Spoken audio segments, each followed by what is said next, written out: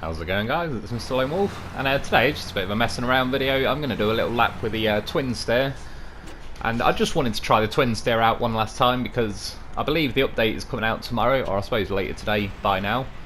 And yeah, one thing they are going to add is all-wheel drive to the Twinsteer. So just mention quickly, the Loaf is very good at grabbing trailers, and even when you're stacked like on a trailer, on a Dolphin, as long as the trailer's nearby, the Loaf's pretty good at just grabbing them wherever, so the trailer was able to jump up. Also, quickly, I mean, I've left little things like this in the video, because again, on the off chance that when the update happens, they might update the strength of the cranes and that. I just fancied trying it while I was here, trying to lift the Tayga onto the back of the Twinsteer. It got a bit awkward there to where it couldn't lift it.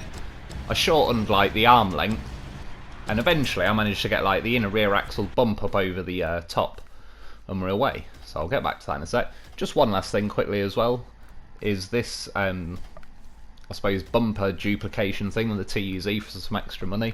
You can see how quick I've kind of been able to do it now. I do it about every 4 or 5 seconds. Just go equip that scaffold like bumper, then go up to the top and equip the tool beacons that will remove it, store it in the garage, get it back out of the garage, and repeat, and you'll get some money. So of course, got a pink loaf, finally got my baker's dozen. It had to be done. And yeah, this is the little convoy I'm going to take with me. So like I say, it's mainly just to test out the Twinsteer. If I'm honest, the Tayga and the pink loaf were kind of a last minute add-on, so I was assuming they'll probably fall off at some point. And yeah, like I say, I just want to test out the Twinsteer just to kind of get a last benchmark before they update it, because with some vehicles in this game, like I think a good example to compare is the 2 Derry Longhorns. The first Derry Longhorn, I can't remember the numbers, I think it begins with a 3. That's got 6 axles that are powered. It's got that stupid dead axle, but it's got 6 axles that are powered, whereas the Derry 4520 has 8 axles that are powered.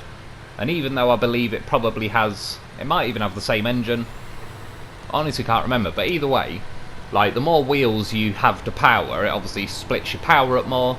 So if you imagine a truck that had 800 horsepower, if it had 6 wheels that it's got to power, each wheel is getting 150 horsepower. But if it now has 8 wheels, even though you're only adding 1 axle, now each wheel only gets 100 horsepower, which is like a loss of 50% power, even though you've not added a lot more.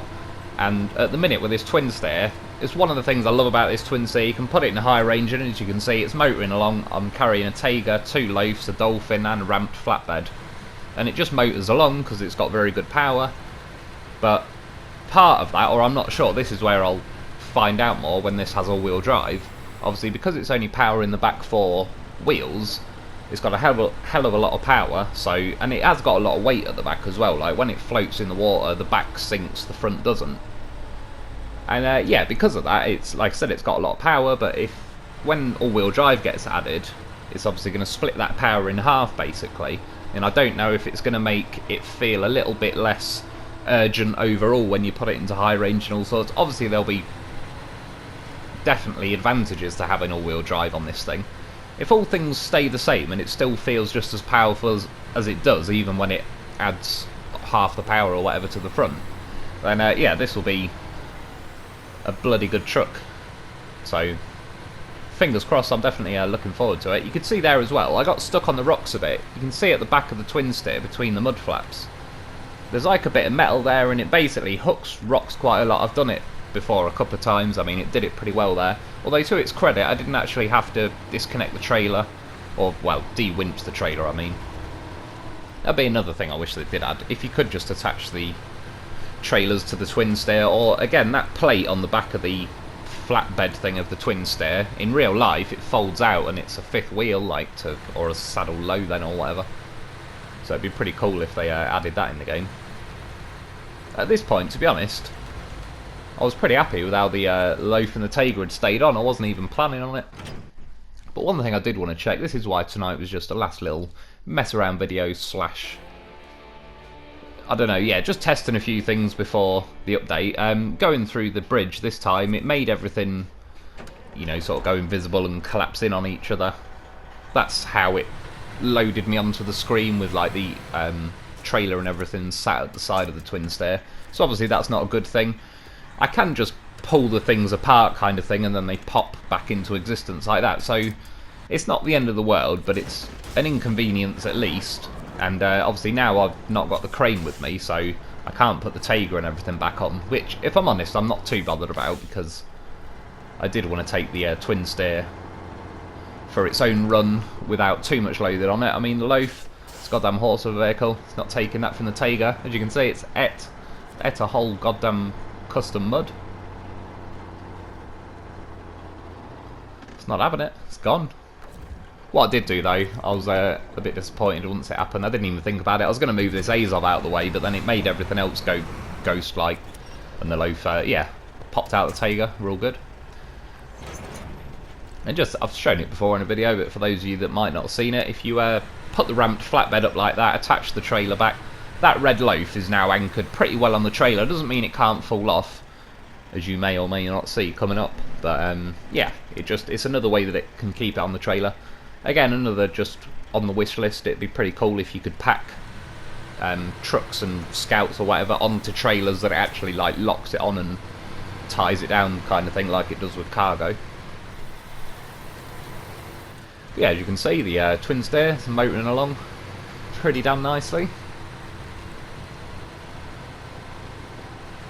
There's definitely times that I can appreciate more as well, since I've added Lake Covd and the ice, that all-wheel drive is like, I understand more the need for it, and this, like, at the end of the day as well, if I don't like it, I'll just change it back to how it is now, because it's still a decent truck now.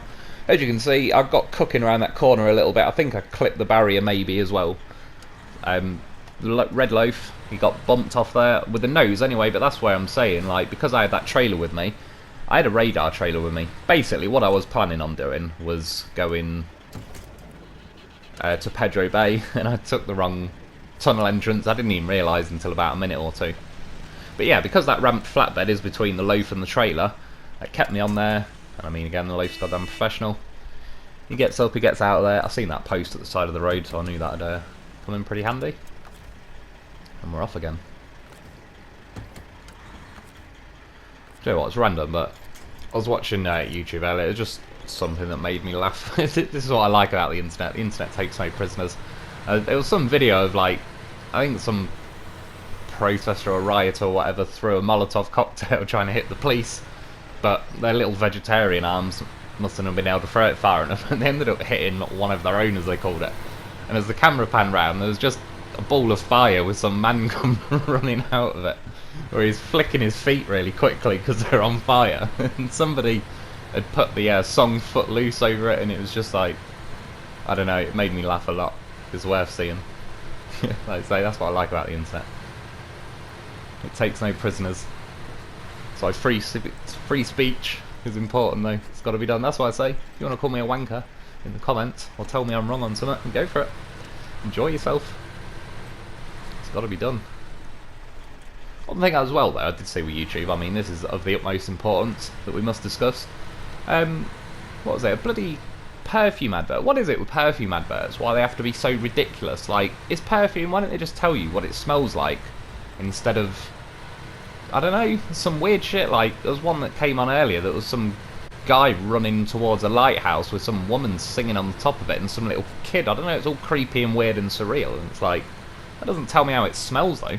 Just make an advert that's normal. Why do it have to be all weird? I mean, on YouTube, though, the monetization is ridiculous anyway. The amount of stuff they ban, I don't think I'd stand a chance regardless. I have to hold out, hoping Tampax sponsor me. Hopefully they'll see me and be like, well, he's a massive cunt, we probably should. Anyway, I'd be great at making a tampon advert. Why is it, as well, with tampon adverts, that they go, like, skydiving and rollerblading and all that? It's like, women don't want to go skydiving and rollerblading. Like, who are they trying to convince? If I made a tampon advert, it'd be like a woman sat on a sofa wearing pyjamas, hugging a water bottle or whatever, eating some chocolate, and just looks at the screen and says, listen, I'm a crazy bitch, and once a month I'm an even crazier bitch, but pop one of these in and I'm a little bit less mental than I was. That's it, sold. Hell, I'll buy some, and I don't even have periods. You never know. Might find use from somewhere. Do you know, it reminds me years ago, when I was about 17, I worked at this shop. And, yeah, I was in there stacking, like, the shelves, doing something pretty normal. And I just so happened to be down the health and beauty aisle. And I swear, this woman marched up to me, and she was like, she wasn't small, she like, probably, you know, like a Russian log thrower. I don't mean that offensively, like, if you needed some logs throwing, and you wouldn't want to ask some little size 0 thing that's barely moving, would you? But anyway, yeah, like, she just came up, handed me this box, and said, have you got these, but in heavy flow? And it was like, what the hell, looking, it was a box of bloody tampons or whatever. It's like, I'm a 17-year-old guy, why do you have to come and ask me? But she had a look in her eye, like, you don't get to see this look too often, but she definitely had a look where it's like, I will kill you if you don't produce heavy flow tampons immediately. And it's like, I don't know what the hell I'm doing. I walked over to the things, it's like, you may as well have just come up to me and said, hello, do you sell alien eggs? And I'll be like, yes, right this way, here. We got this alien egg that apparently has an alien inside it, and then we've also got these alien eggs, which also has an alien inside it, but it's different from that alien, but I don't know why. I mean, yeah, a friend of mine, female, she was further down the aisle, she pissed herself and basically ran off and left me to it. But yeah, I was like, I mean, what? Take you to the kitchen roll aisle? Try one of them? I don't know. I just pointed at some boxes, kind of panicked for a while, and then she just grabbed one of them and started stomping off, and I was like, god damn, I'm going out the back. I'm gonna go stock take or something. So fucking, it's a war zone out there today. It's dangerous times. Prepare yourself. See, they didn't tell me that on induction day. Told me how to operate a till, but Jesus Christ, didn't tell me what to do when a crazy psycho comes marching at you, demanding things you have no idea about. Anyway, I mean, look at the Twinsteer go. We're drifting, just drifted. A Twinsteer, a ramped flatbed, a couple of loafs, and a radar trailer. Again, I was going to do a bit of radaring on Pedro Bay, but yeah, wrong tunnel. That's what she said. Happens to the best of us. So here we are in White Valley. I'm not even going to say it. I mean, look at the loaf, pink loaf, goddamn professional, flies straight into the camera. I kind of got a bit mixed up with what was going on there. But the ramp trailer's down. Pink loaf, goddamn horse of a vehicle, loaf trained. Red loaf, it's on its side, however, it's enough, like, that I can still start the engine. For a split second, I had the brainwave that I'd be able to attach the loaf winch to the trailer. I suppose I could have if I disconnected, but yeah. I mean, we got up though. Job's good and get yourself a loaf. Sent in pink loaf. So it goes pretty deep. And we're going to save ourselves a Twinsteer, or are we? You see, this is just one of many reasons why you need to get yourself a loaf.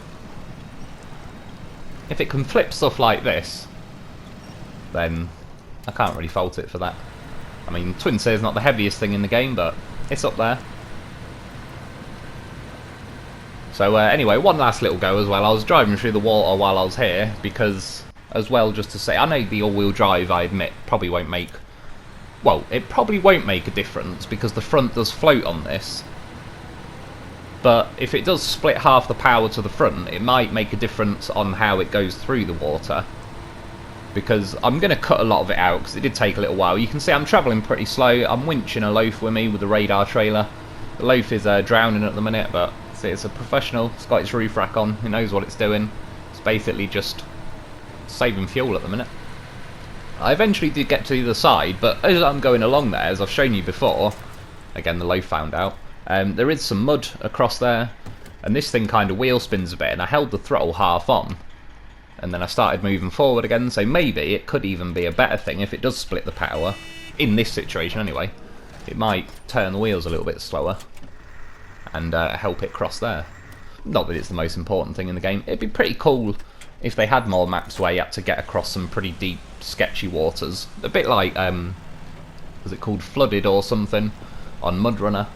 Like, it took me quite a while, but I completed that with 1 star. If any of you that remember MudRunner, you had to, like, each vehicle costs a certain amount of stars. Scouts only cost 1 star, and then bigger vehicles cost like, up to 4 stars or something. And obviously the hardest challenge was to complete each map with just 1 star, meaning you only started 1 scout. And yeah, it took me a while to cross the actual flooded part. I basically stalled the truck and floated my way across there, crawled my way with the winch to the garage and did it that way. But yeah, it'd be pretty cool if they added one, more water-like obstacles, and two, a vehicle that floats or swims. That'd be pretty cool. You see though, with a loaf, just quickly before I go, I'm not trying to say that it's the best in snow and mud and everything else, but I'm ticking along here just fine, considering I'm towing a radar trailer. I've also got the roof rack on, which this is slightly affected by the roof rack bug. It's not one of the worst at all, but it's definitely worse than nothing. Like, the roof rack does slow this down. But yeah, I mean, cutting across, I'm on that little island in the corner of White Valley. Well, it's not the worst snow in the world, but yeah, I don't think it's too bad. As you know, I do enjoy myself a bit of a loaf. Like I say, I'll be back later. Hopefully the update's later. It'll take me probably a while to actually update the thing and get on it. But yeah, I'll most likely be back pretty soon with a lap of the new map. Try and get as many scouting watchtower things as I can, and we'll see how it goes. I'm looking forward to it though. Yes, Twinsteer all-wheel drive, a new truck, and a new engine for the F750. You can see how far that radar trailer reached. Pretty far. Looked like a dolphin in the water there with its two-tone blue and white. Anyway, that's about it for today. I hope you enjoyed. Thanks for watching, and I'll be back soon.